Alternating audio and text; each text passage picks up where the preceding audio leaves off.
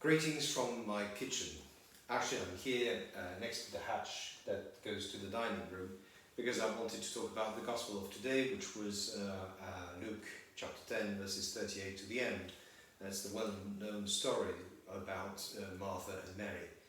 Martha being very busy in the kitchen and Mary sitting at the feet of Jesus to listen to him. The etiquette of welcoming people, hosting people in your kitchen, in your dining room in France is very strict and says that, for instance, you should never leave your guests alone. So if somebody is busy in the kitchen, the other one should be with the guests to entertain them. And I suppose it's the same in UK. That's what I experienced. And it's the situation that is happening there with Jesus and Martha and Mary. But the situation is not right for him. So he's not rebuking Martha for being busy and praising Mary to do the right thing. He's actually showing the fact that the situation is wrong. Because where are we? Jesus on his road, on his pilgrimage to Jerusalem, where he knows he's going to be first forced to become the Messiah and taken as a king, which he will refuse, and hence he will be trialed both by the Jews' authorities and the Romans' authorities. So he knows what is going to happen, and he's actually stopping at the house of his friends, the house of Lazarus, but also his friends, Martha and Mary. So what he wants, it's not the grandeur of a dining event with his friends where everything is on the table. No, he wants some quiet and peaceful moment with his friends. So this is why he's asking Martha actually to be quiet and listen instead of complaining, grumbling about the behavior of Mary. So it tells us a few things. First of all, we know we are in a very in a situation of friends being together, somewhat intimate, because a Jew at that time wouldn't spend his time publicly with women, but Jesus is teaching to women at that moment. And it tells us how we should discern, listen, and realize how we should behave according to the moment. Jesus wants to get the priorities right, and listening to him while still there is more important than having some gravitas in the way of welcoming, of hosting. He wants a particular moment with his friends, full stop. But it's also teaching us something about us nowadays, about what it is to listen before being in action. And very often when we want to be charitable, when we want to show our love, when we want to help people, we want to be in action and we are ready to help them, forgetting to listen first. We have to listen to the need of people first before being in action. And it's very important. But sometimes just listening is already helping. And it's even more important in nowadays society, where through the action of social media, we have got the tendency to show off, to show how our life is fantastic, and to shout our opinion to the other people. We don't take time to listen to each other. It is very important to listen first before being in action.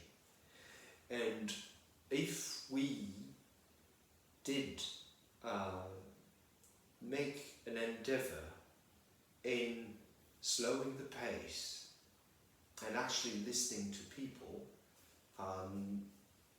humble level or in the public space, this world would become very different, and the cliff that separates us because of our opinion, because of who we are, would narrow if we just listen. Amen. Alors c'est ça, dans le Christ, je suis dans ma cuisine à côté de la trappe qui mène à la salle à manger, pour vous parler de l'évangile de ce jour, qui était de Luc, chapitre 10, verset 38 à la fin. C'est l'histoire bien connue de Marthe et de Marie, Marthe qui est très affairée dans sa cuisine, pendant que Marie est assise aux pieds de Jésus à l'écouter. Et Marthe est très ennuyée par le comportement de Marie. Alors il faut... Moi, ce que je connais dans l'étiquette française quand on reçoit quelqu'un, il est normal qu'il ne faut jamais laisser seul ses invités. Et il est normal qu'il y ait quelqu'un qui soit dans la cuisine pendant que l'autre personne est avec les invités.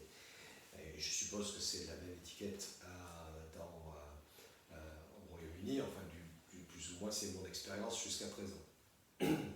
Donc là on est dans une situation un peu similaire, sauf qu'il faut replacer les choses dans son contexte. Jésus est sur son pèlerinage, on va dire, vers Jérusalem, où il sait ce qui va se passer. Il sait que les gens seront tentés de le prendre, de le considérer comme Messie, d'en faire un roi, et il va refuser, et qu'il va se retrouver devant les tribunaux à la fois des autorités juives et des autorités romaines, et qui va être condamné. Donc ce dont il a besoin, c'est pas la grandeur d'un dîner entre amis avec tout ce qu'il faut, et il veut simplement être avec eux. Et il veut simplement être avec eux et passer du temps tranquillement. On sait qu'il est chez les amis parce que d'abord c'est la maison de Lazare, mais aussi parce que il est en train de discuter avec des femmes, ce qui ne se fait jamais en public pour les Juifs de cette époque-là. Donc c'est dans un contexte qui est plutôt intime. Donc il n'est pas en train de remonter les bretelles de Marthe et de faire les éloges de Marie. Ce qu'il est en train de faire, c'est de rappeler quelles sont les priorités. Les priorités, c'est qu'il a besoin de passer un moment tranquille avec ses amis. Alors, ça nous apprend plusieurs choses. Ce que ça nous apprend particulièrement, donc Christ nous apprend toujours à discerner le moment et les priorités du moment. Et c'est vrai que écouter avant d'agir, c'est important. C'est important parce que quand on veut être charitable vis-à-vis des gens, quand on veut montrer de l'amour, quand on veut aider, on a plutôt tendance à se précipiter parce qu'on sait très bien ce qu'il faut pour aider les gens. Alors qu'il faut d'abord s'arrêter et écouter. Et parfois, écouter suffit simplement à régler le problème. Ça nous apprend quelque chose de supplémentaire par rapport à notre société d'aujourd'hui, surtout avec l'histoire des médias sociaux. On a une tendance à montrer à quel point notre vie est bien et à crier notre opinion, à imposer notre opinion aux autres, en oubliant d'abord d'écouter ce qu'ont à dire les autres. Et si on avait tendance à plus se calmer et écouter les autres, que ce soit à notre humble niveau ou au niveau plus public,